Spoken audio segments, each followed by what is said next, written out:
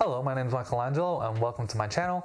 Today we are going to talk about something that's a little controversial, and if you've known me for a while or if you've watched my older videos, this is going to be a topic I'm very well versed in.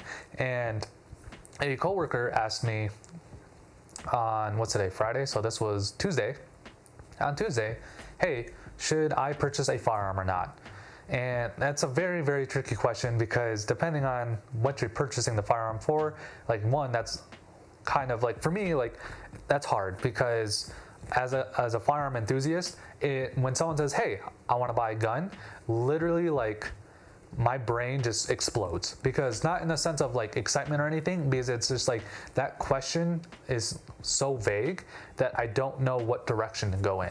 So if someone was just like, for an example, and this was during the whole Portland thing, if someone walked up to me and was like, hey, I would like to buy a weapon to defend my home with.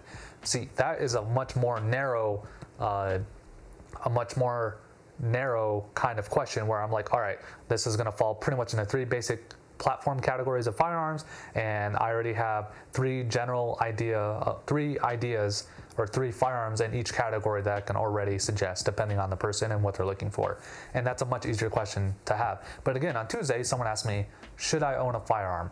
And this is a hard question for me to answer without getting political. And that's what I'm going to try to do today, because I think that's a great question, is should you own a firearm? They're living in El Paso, Texas. This community is mixed with both American culture and Mexican culture because I'm on a border. So there is this very polarizing viewpoint on firearms here in this city. There are the more American style, like American kind of thought process where firearms are okay. I may not agree with certain firearms you can purchase, but firearms are okay. And then there's also the Mexican viewpoint of, firearms are not okay. No one should own a firearm. So when someone walks up to me and says, hey, should I own a firearm? Well, the question that I would ask back is, well, if you're asking me, then that should already answer your question. If you need to ask someone, hey, should I own a firearm, like looking for approval, I think that's something that maybe you're already heading in the wrong direction when it comes to firearm ownership. You don't purchase a firearm to get like the attention of your peers or to build kudo points with your peers. Yeah, sure, you could do that if you're maybe a more anti-gun individual in your group, in your social group, or maybe in your work group, and you want them to maybe not be so abrasive about that with you, you could purchase a firearm. But again, by purchasing that firearm, you are doing more than just purchasing a tool or purchasing an item. Like this can potentially be a very dangerous item to have in your home, and safety is one of those things you have to consider about, and just also you get all the laws and legislature that you have to deal with when you purchase a firearm. Obviously, in the state of Texas, those are a lot more lax, so that's something that's not as big of a deal. But overall, when it comes to owning a firearm, especially if this is your first firearm, there are a few things that you have to ask yourself. The first thing is, what am I going to use this for? Am I actually going to use it? Meaning, am I going to train with it? And three, am I willing to deal with the circumstances or the consequences if I have to use my firearm? And I'm not going to try to get too deep into this because I could go on and on and on for this. My nose is really itchy. I'm sorry, guys. But I can go on and on for this for a really long time. And essentially, like, if you have to ask someone that should I own a firearm, I think you really need to like ask yourself, am I buying this firearm because I'm afraid of someone, or I have a fear of some kind of being hurt or being threatened to a point of death? Or am I just doing this for brownie points? And if you're doing it for brownie points, then I would say no, don't buy a firearm, because if you wanted a firearm, you would have just bought one anyway. But if you are in fear of your life for one reason or another, or you just think that the world's going in a direction where a firearm might be a good idea, then yes, purchase one. And I would definitely go to your gun buddy or consult the internet and get a bunch of different viewpoints on different types of firearms and what you're looking for, and go towards that. But don't just budget for the gun and a box of ammunition. Budget for training, budget for practice, budget for everything that comes with being a firearm owner. This means that if you have kids in the house, making sure you have a lock safe or a room that they can't access with those guns in, depending on your state, and check your local laws. I'm not a lawyer.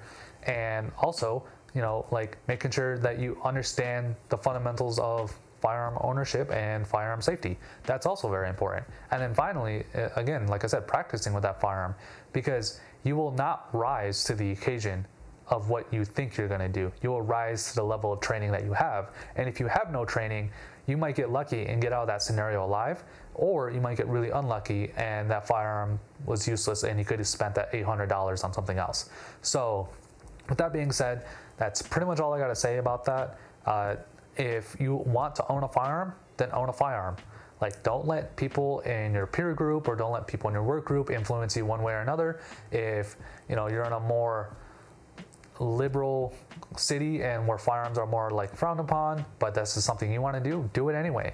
Like, if they're really your friends, they're going to support you regardless, because you don't have to be a copycat of your friends, and they don't have to be a copycat of you. You can have your own unique thing about you that maybe your friends don't like, and they can have unique things about them that you don't like. It's just one of those things where now, by you purchasing a firearm, you can find a whole new group of friends, and you might find a hobby you really love.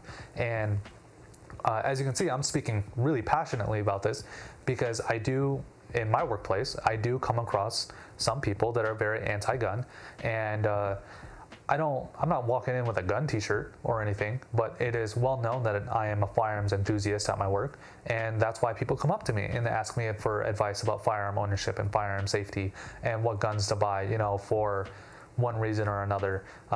Like I said, I had a buddy that asked me on Tuesday, should I buy a gun? And I was just like, yeah, yes, you should. Because not only is it an American right for you to do so, and it's just a very American thing to do, but also that gun is a tool, and as long as you're willing to practice with it, it can be a very useful tool in a really bad time. Now, with that being said, I think for most people that maybe don't want to make that commitment to owning a firearm, pepper spray is a good middle ground. It's non-lethal, it's legal, and I'm pretty sure all 50 states, and it's cheap, very, very cheap in comparison to firearms. And just do that. Like, you can get like some palm pepper spray. It's like $13 on Amazon, and training with that is easy. The training units are like $10 a piece or something like that, and it's fairly cheap to get into. But if you really do think that your life is being threatened to the point where you need a firearm, before purchasing that firearm, I think you still need to figure out some other things in your life with that. So like, who is threatening you? Why are they threatening you? Is it the place you live? Is it someone in your house? Do you need, what other reasons do you need? Is this an emotional decision? Is this a rational decision? There's a lot of things you have to consider when you're about to purchase your first firearm. So for me, it was a no-brainer. I lived on a Marine Corps base for 4.5 years, surrounded by fences and walls and military police. I felt super safe on the base, other than the fact that you can't carry on the base unless you're doing it in a duty role. You can't carry a weapon anyway.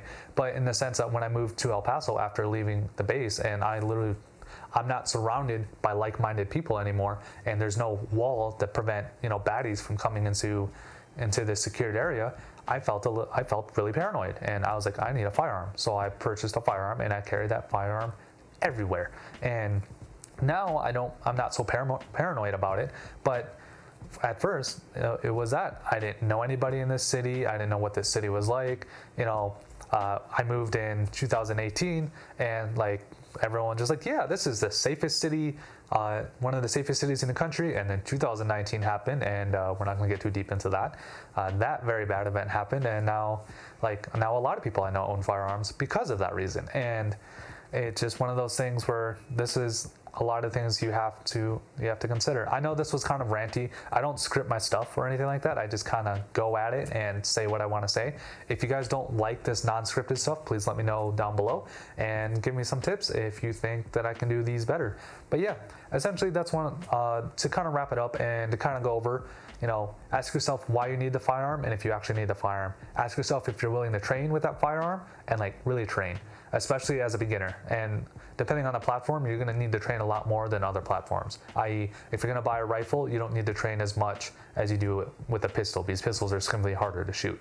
And then 3, are you willing to deal with those consequences? Those consequences meaning that, if you do shoot and kill someone, are you willing to deal with the legal consequences of that? If, for an example, and this is a really extreme scenario, and I really hope you're not in this kind of situation, but if you are in a situation where you purchase a firearm because you're afraid of someone in your own home and things go awry and then you shoot that person. Like, other than the emotional damage that's going to happen, because obviously you cared about that person at one point, that's why they're in your home, but also just like, again, the legal battle beyond that and proving your innocence. And unfortunately, in a day and age like 2022, proving your innocence is a little harder than we think, as shown by the Kyle Rittenhouse case.